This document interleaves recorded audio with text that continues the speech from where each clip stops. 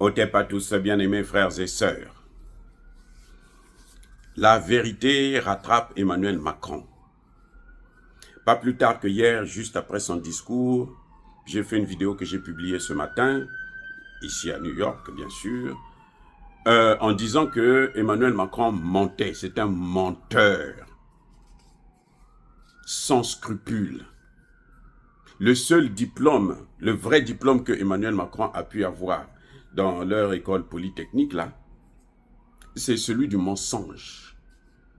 Il a menti sur ses taxes, il a menti sur le Mali. D'après lui, il dit que s'il n'y avait pas la France, le Mali n'allait pas exister. C'est faux. D'ailleurs, le Mali a eu des problèmes à cause de la France. S'il n'y avait pas la France, le Mali n'aurait pas tous ces problèmes-là. Qui est en train de faire pression sur l'Algérie?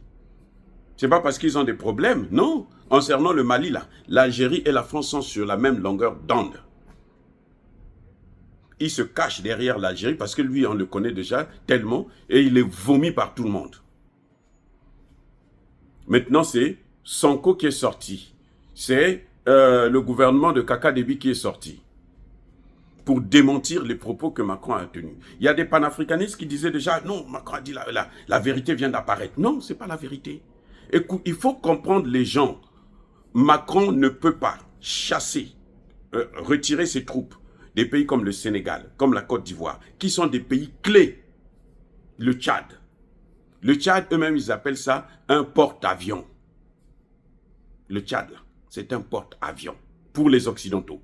Donc, celui qui a une base là, au Tchad, là, il a le contrôle sur l'Afrique centrale, l'Afrique de l'Ouest et l'Afrique du Nord.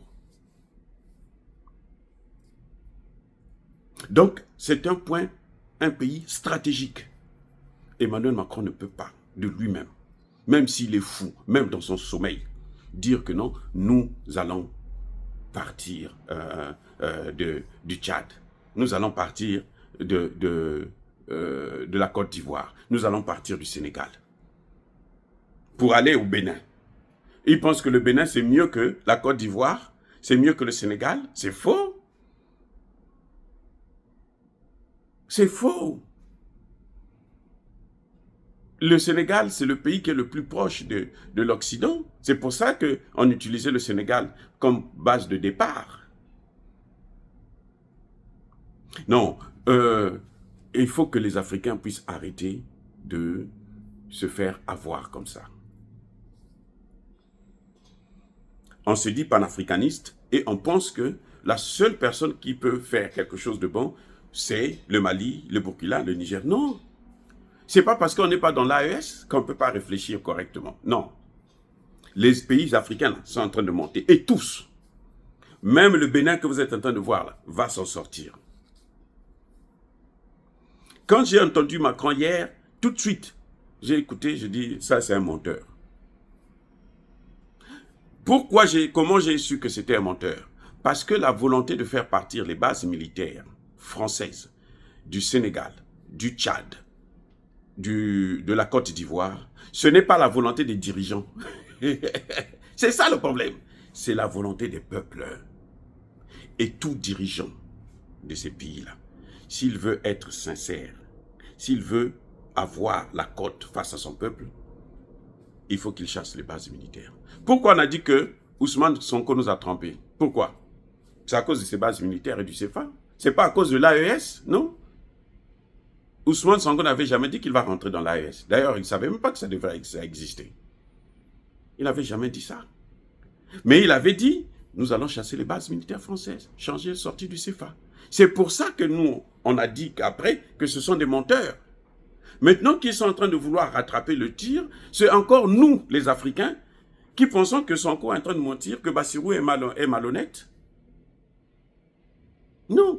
Ce n'est pas leur volonté, c'est la volonté de ces jeunesses-là. Qui veulent qu'on se débarrasse du CFA, qu'on se débarrasse des bases militaires françaises pour notre souveraineté.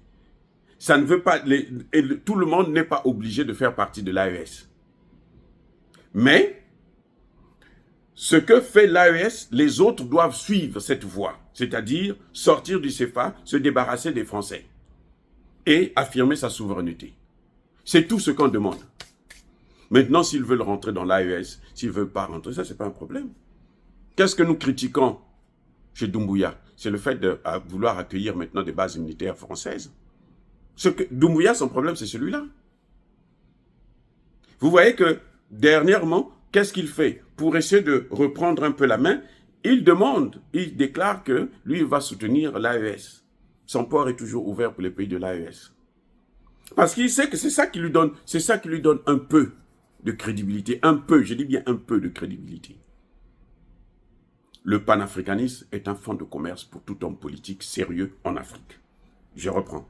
Le panafricanisme est un fonds de commerce pour tout homme politique qui se respecte. Moi, je crois à ce qu'a dit Ousmane Sonko, qu'il n'a pas concerté, qu'il ne s'est pas concerté avec la France pour demander le départ des bases militaires. Et puis d'ailleurs, c'est même pas encore demandé.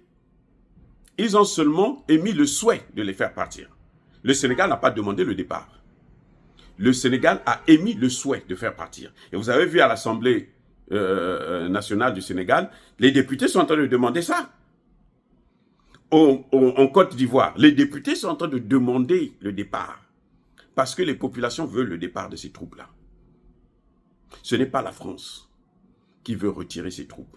La France, l'idée de la France était de diminuer le nombre de militaires en uniforme et augmenter le nombre de militaires en civil. Mais personne ne veut tout ça. Ni en uniforme, ni en civil, on n'en veut pas. On n'en veut pas. Nous, on n'en veut pas.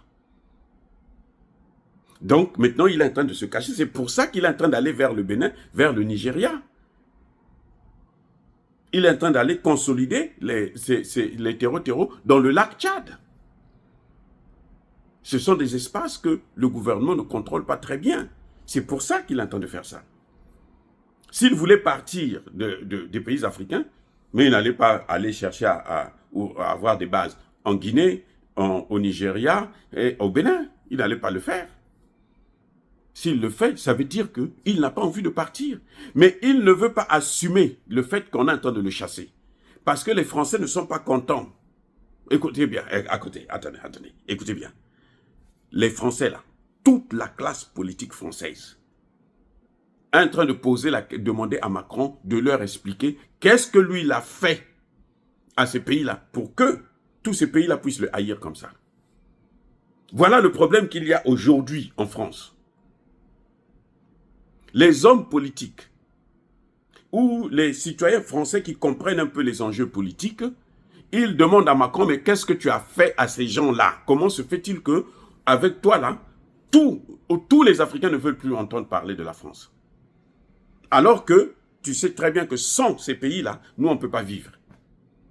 Ils le savent. C'est le Sénat qui a dit que l'Afrique, là, c'est l'avenir de la France. Emmanuel Macron est venu bousiller tout ça. Donc on lui pose la question de savoir. Ce qu'ils oublient, je vais vous dire une chose, le vrai problème, c'est que Emmanuel Macron, il est envoûté. Emmanuel Macron est maudit par nos ancêtres. Vous avez vu, le premier voyage qu'il a fait au Burkina Faso, c'est là qu'il a tout gâché. Son premier voyage en Afrique, là, au Burkina Faso, là, quand il est venu insulter Kaboré, il avait tout gâché, il a mis tout par terre. Donc partout là où il partait parler, là, ça ne servait pas.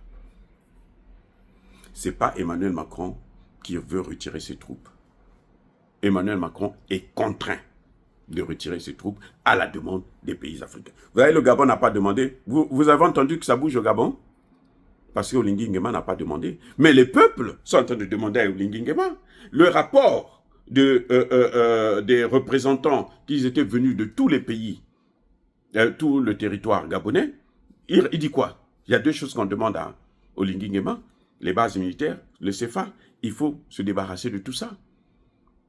Olingi Nguema résiste encore, mais il sera obligé de s'y mettre.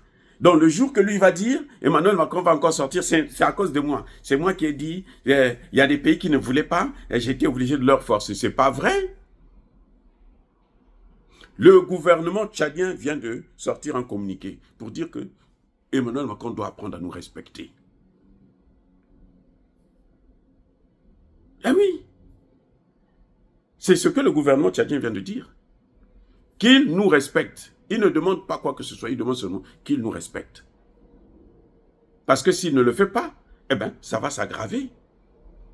C'est ça. Voilà le problème que Macron a, c'est cette malédiction. Tout ce qui sort de sa bouche, c'est du poison contre lui-même. Tout ce qu'il fait comme acte, qu'il pose comme acte, ça se retourne comme lui-même comme un effet de boomerang. Il n'y a rien, parce que ce monsieur, il est envoûté, il a la malédiction du siècle. Si vous voulez comprendre la malédiction, là, essayez de regarder Macron, vous allez voir. Il est non seulement idiot, mais il n'a aucune présence, aucune carrure d'un chef d'État. Mais c'est normal. Quelqu'un qui a quitté les Rothschild pour directement être parachuté président, écoutez, sans avoir eu un seul mandat électif, il ne peut pas savoir ce qu'il faut faire. Il ne peut pas savoir, il ne peut pas comprendre. Il ne comprend rien. Emmanuel Macron est perdu. Et il est irrécupérable, les amis. Personne ne peut le récupérer là, c'est fini. Bravo Ousmane Sonko. Moi, je critique souvent Ousmane Sonko, je critique Bassirou, parce qu'ils ont abandonné la voie qu'ils avaient promis. Je savais qu'ils mentaient, mais Dieu merci, je disais toujours que la jeunesse sénégalaise ne va pas dormir. J'ai confiance en eux. Et voilà la preuve. C'est la pression de la jeunesse sénégalaise qui a poussé Bassirou et Sonko de prendre ces dispositions. Et puis, jusque-là, ils n'ont pas encore posé l'acte, c'est-à-dire demander le départ, jusqu'à présent. Mais Emmanuel Macron est en train de le dévancer. Ils ne sont pas partis encore du Sénégal. Le Sénégal n'a pas demandé qu'ils partent encore. Le Sénégal a émis le souhait. Le Sénégal a voulu préparer. Ah, voilà ce qui permet de comprendre exactement ce qui se passe. Vous avez vu quand Bassirou a parlé, le lendemain, qui est sorti? L'avocat de Ousmane Sonko et Kémy Seba, Joanne Branco Bianco. Vrai ou faux? Mais il est sorti pourquoi? Mais il était sorti à cause de... C'est pour répondre à Bassirou, pour dire à Bassirou que ce n'est pas ce qu'on vous a demandé. On ne vous a pas donné le pouvoir pour ça.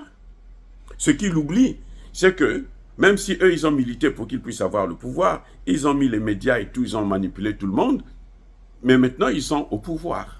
Ils peuvent faire ce qu'eux, ils veulent, ce que le peuple-là veut. Ils ont manipulé ce peuple-là, voilà ce que ça donne. Et pour qu'ils puissent faire passer le message, ils passent par la rupture. Il n'y a pas de rupture. Où est son problème à lui? Et en fait, ce qu'il était en train de dire à Bassirou, il était en train de rappeler à Sonko qu'il faut, vous n'avez pas le droit de bouger l'armée française. Les amis, c'est ça que Joanne Bianco là était en train de dire. C'est-à-dire que il faut lire entre les lignes. C'est pas ce qu'il dit là qui était important. Non, ce qu'il dit là, c'est pour capter l'audimat africain. C'est pour que la jeunesse africaine là, puisse prêter attention à ce qu'il est en train de dire. Mais le fond de la situation, c'était pas ça. C'était un message clair qu'il était en train de donner. Parce que c'est lui qui a fait la promotion et maintenant il veut, il a utilisé ce peuple-là, mais il ne savait pas que ce peuple-là a des objectifs qui sont différents de ce que lui il pense. Et c'est ce que les Sénégalais sont en train d'exprimer. Et ils ont fait pression sur Bassirou. Et jusque-là, Bassirou n'a pas encore pris la décision, mais il finira par prendre la décision. Lorsque Bassirou va prendre la décision, au Tchad c'est déjà fait, lorsque la Côte d'Ivoire va se libérer, vous allez voir que le Gabon n'aura pas d'autre choix. C'est ça le problème. Le Gabon n'aura pas d'autre choix. Sinon, Olingi Nguema ne peut pas espérer continuer à diriger ce pays-là.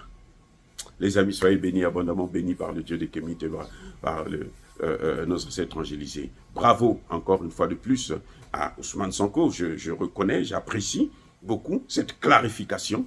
J'apprécie aussi Kakadebi qui est en colère. Hein. Il n'a pas besoin de se fâcher parce que Macron, c'est un nulard, c'est un vaut rien. Il ne vaut absolument rien, c'est zéro. Donc, maintenant, nous allons vers la libération de tout le continent africain. Soyez bénis, abondamment bénis par le Dieu des Kémétés, par nos ancêtres angélisés, mais que tous ceux qui persécutent le continent africain, le pillent et le déstabilisent, qu'ils soient noirs, blancs, chinois, arabes, juifs, indiens ou qui qu'ils soient punis, maudits, foudroyés, neutralisés, écrasés, effacés par le Dieu des Kémétés, par nos ancêtres angélisés. Vive l'Afrique éternelle, j'ai dit et j'assume.